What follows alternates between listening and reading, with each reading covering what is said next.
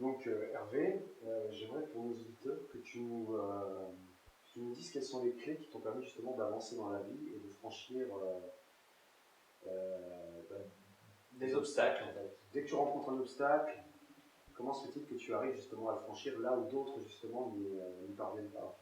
Bon, alors d'abord, je ne franchis pas tous les obstacles que je rencontre, loin de là, mais disons que, par exemple, au hasard, l'astrologie m'a permis de dépasser certains conditionnements initiaux, certaines inhibitions, certaines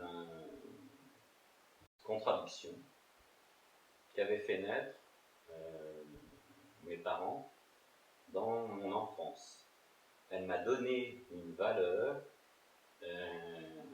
que j'ignorais totalement, en ne me jugeant pas et en étant assez impartial au sujet des qualités et des défauts que j'ai pu constater à travers ce miroir, puisque l'astrologie, le thème astral, c'est un miroir qui nous renvoie une image qui est déposée à notre naissance et qui évolue tout au long de la vie.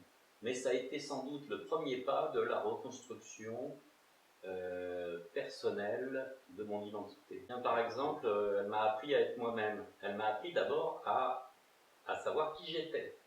Elle m'a appris à me deviner, pas à avoir des certitudes. Parce que l'astrologie, elle ne donne pas beaucoup de réponses, elle pose surtout des questions.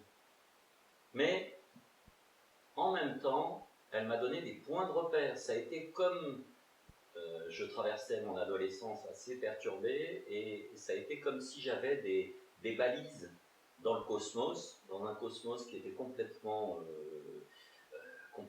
infini, vaste et inorganisé. Ça m'a mis des points de repère. Tiens, là, il y a une route.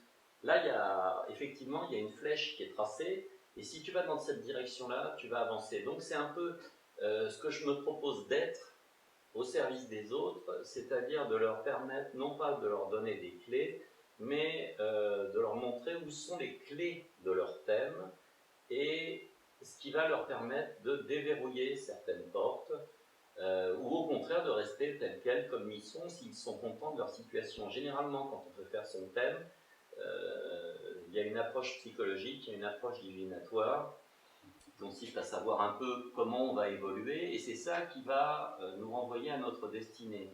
Notre destinée, elle n'est pas séparée de notre caractère. Si quelqu'un est entêté ou nerveux ou colérique, il va traverser la rue, il va se faire écraser. Si quelqu'un est réfléchi et prudent, il va observer, il va s'apercevoir qu'il y a un camion qui arrive à toute vitesse, il ne va pas se faire écraser. Donc ça dépend effectivement de nous. Et bien peut-être qu'à travers l'astrologie, je donne le moyen à l'autre d'avancer dans une voie qui lui correspond étroitement par le biais de cette connaissance qu'il a de lui-même au travers des planètes, du ciel, et de savoir exactement qui il est et ce pourquoi il est fait. Mais il n'existe rien de figé. Les planètes, c'est comme les cellules, les molécules et les atomes à l'intérieur de notre corps. C'est de l'énergie qui est en mouvement permanent. Donc, en astrologie, on n'a aucune certitude.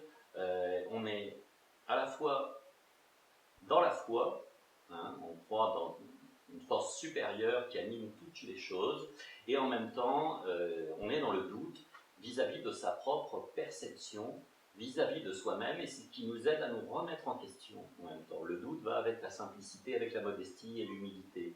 Et la foi va avec le fait d'avancer, de transcender ses limites, de croire en quelque chose qui nous aide et qui est capable de nous guider. Par rapport aux émotions et aux pensées, quand tu rencontres un obstacle, tu es d'accord que ça génère la plupart du temps des émotions inconfortables. On va pas dire négatives, parce que pour moi, il n'y a rien qui soit, il n'y a aucune émotion qui soit négative, mais inconfortable. Et qu'avec ça. Ben oui, on en rencontre souvent au cours de la journée, Des contradictions. Comment tu gères ces émotions-là? Comment gères-tu ces émotions-là? Alors ça dépend de quel type d'émotion. Par exemple, l'impatience, je la gère, au début de ma vie, je la gérais surtout en manifestant de la colère, en l'extériorisant sous forme de colère. Exemple, vous faites la queue dans un supermarché et puis il y a quelqu'un qui compte ses sous pendant 1 heure. Et justement, vous êtes pressé à ce moment-là. Et puis je me suis aperçu que finalement, à travers le chamanisme notamment, que la situation dans laquelle on se trouvait non seulement étaient de notre fait, c'est-à-dire étaient liées à l'énergie de l'instant contre un balai, on génère l'énergie et les situations dans lesquelles on évolue aussi, 50% et 50%. Donc la gestion des émotions, elle est différente suivant les situations et suivant l'âge de la personne aussi. Je pense qu'on réagit beaucoup plus vivement quand on est plus jeune, et quand on arrive aux âges de Jupiter et de Saturne, la quarantaine, soixantaine, généralement on a tendance à se calmer. Mais je me laissais dominer par mes émotions, effectivement. Ça peut m'arriver de temps en temps aussi, mais beaucoup moins. On a tendance à être... moi, j'ai tendance à être personnellement dans l'observation de mes émotions. Donc, je leur donne pas trop de crédit, et à ce moment-là, je rentre pas dans des conflits sans queue ni tête, et surtout sans fin.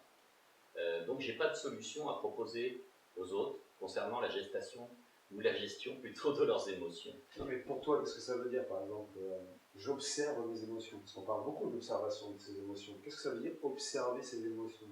Ça veut dire que je suis à la fois dans l'émotion, c'est-à-dire par exemple, je peux être dans l'impatience, pour moi c'est une forme d'émotion, mais en même temps, d'un seul coup, il y a une petite voix qui me dit calme-toi, si tu te concentres sur le fait qu'une personne, par exemple, ne va pas assez vite, tu ralentis son mouvement.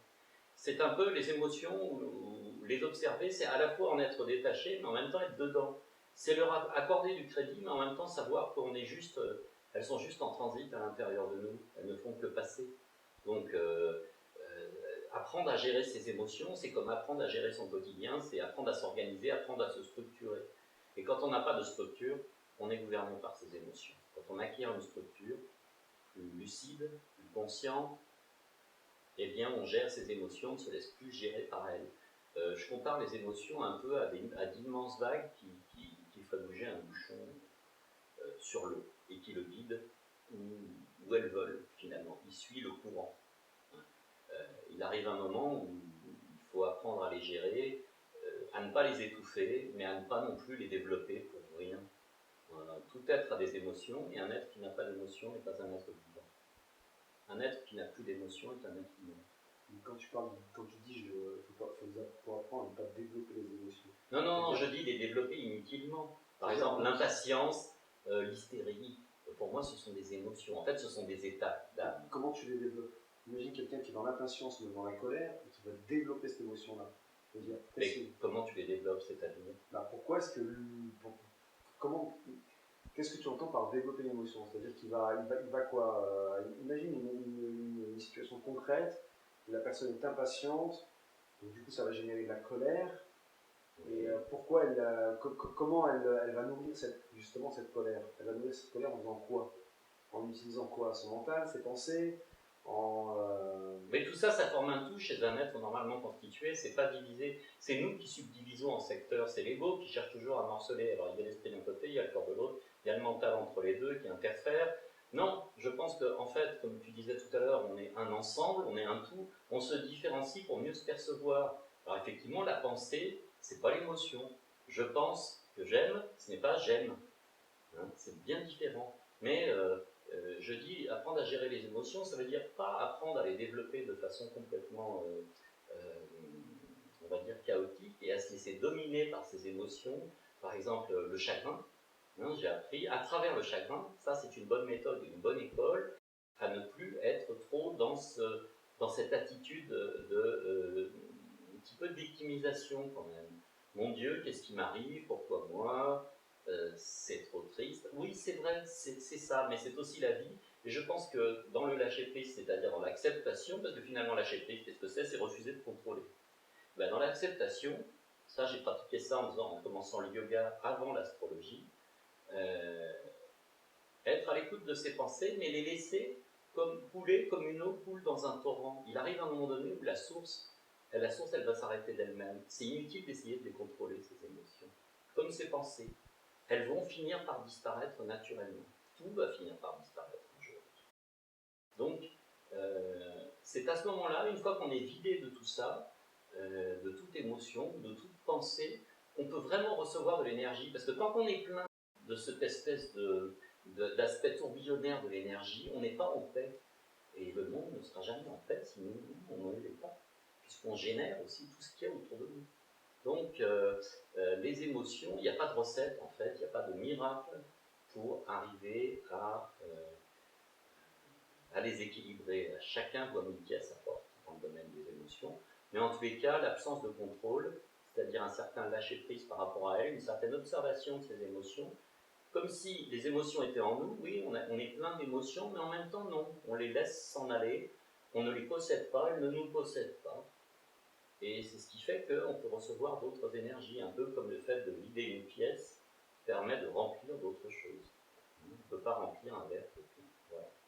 Donc apprendre à vider le verre, c'est très bien et c'est très profitable. Mais j'essaie de comprendre, parce que tu sais que beaucoup de gens ont du mal à faire ça. Mais oui, mais je pense que tant qu'on n'a pas vécu certains événements dramatiques, on ne relativise pas. Tant qu'on ne s'est pas rapproché de la mort, on ne s'est pas rapproché de la vie. Et être initié, c'est avant tout avoir fait mourir certaines choses en soi, les avoir abandonnées, les avoir laissées délibérément, parce que de toute façon elles ne nous appartiennent pas, et ça ne sert à rien de les retenir. Et ça permet de moins dramatiser, de moins être dans les excès de la dramatique, ou au contraire de l'indifférence, qui est une autre forme de violence pour moi. L'indifférence, c'est une très très grande violence. L'indifférence de ceux qui ne souffrent pas pour ceux qui souffrent, l'indifférence des riches pour les pauvres, l'indifférence des hommes pour les femmes, l'indifférence, c'est aussi une grande forme de violence qui sépare et qui divise. Et tout ça, c'est du domaine de l'ego. Et tant qu'on reste dans le domaine de l'ego, on reste prisonnier de ses sens, on reste prisonnier de ses émotions, on ne peut pas être heureux.